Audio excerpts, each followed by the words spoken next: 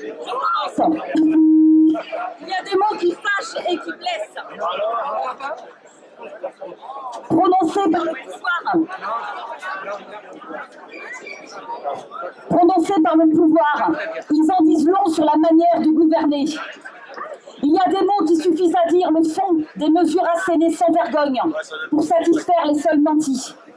Des mots insultants pour celles et ceux qui se cabrent devant un gouvernement qui voudrait les faire plier sous son choix d'une société divisée. Ces mots-là sont ceux-là même d'un président qui a été élu sur le dos de la peur et du doute, sans légitimité de fond, et qui croit pouvoir mépriser les citoyens sous ce seul prétexte. Ces mots, prononcés dans le confort de la distance, ne vaut que trop bien à ceux qui les ont dit.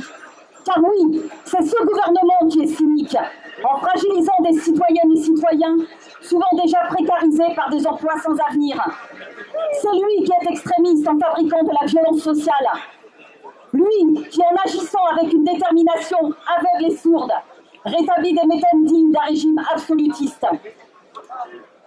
Les propos de Macron, comme les réformes qu'il impose avec brutalité depuis l'été, marquent un véritable mépris de classe. Ce n'est pas une surprise. Macron était là sous Hollande et donnait déjà à lire ses intentions de pourvoyeur des actionnaires et des patrons.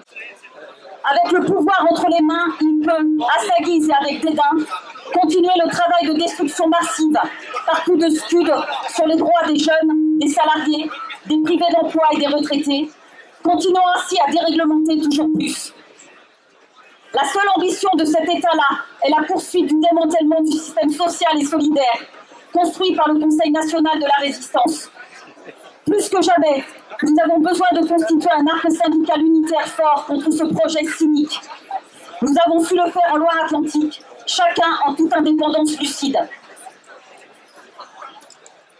La seconde réforme du Code du travail, qui est imposée de manière antidémocratique par ordonnance et par des semblants de concertation, en est la preuve. Le projet que Macron signe une régression sociale pour tous les salariés et une atteinte aux libertés syndicales. Des licenciements facilités, une fusion des instances représentatives des personnels pour réduire les capacités d'expression et de défense des salariés, la multiplication de contrats flexibles qui fragilisent le CDI. Le MEDEF en rêvait, Macron l'a fait. Et comme ce fut toujours le cas, ces réformes du droit commun sont destinées à être dupliquées dans la fonction publique pour mettre fin aux statuts spécifiques qui garantissent la mission de service public et réduire toujours plus les emplois et politiques publiques. D'autres mesures antisociales accompagnent cette loi travail, deuxième version. Elles sont autant de preuves de la seule nature comptable de ceux qui nous gouvernent, pourfendeurs des principes fondateurs de la protection sociale, au nom des doctrines financières internationales. La volonté absolutiste de cet État-là se traduit aujourd'hui dans son ambition de contrôler lui-même la protection sociale par la fiscalisation de son financement. En supprimant la cotisation sociale pour la remplacer par la seule CSG, on exonère les patrons de leur contribution à la solidarité et l'on écarte les partenaires sociaux des négociations. Et cette augmentation, on le sait, va toucher d'abord une grande partie des retraités et des privés d'emploi.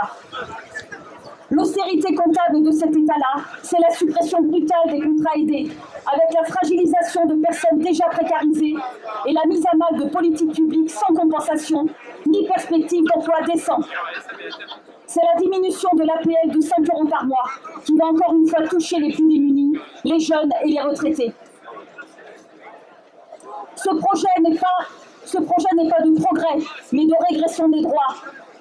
Les mots prononcés par le président Macron disent son mépris vis-à-vis des inquiétudes des citoyennes et citoyens devant l'avenir et vis-à-vis de toute pensée contraire à sa doctrine.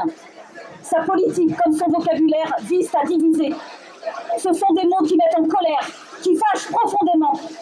Nous devons marquer ce 12 septembre comme une étape dans la lutte contre un gouvernement qui prépare, depuis son arrivée au pouvoir, et dont le silence et le secret érigés comme stratégie politique, une société où solidarité et justice sociale sont sacrifiées au profit du règne de la finance et du capital.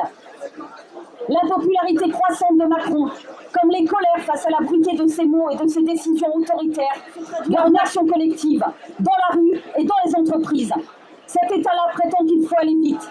En réalité, il veut limiter ou supprimer le débat social et politique. Il ne faut pas le laisser faire!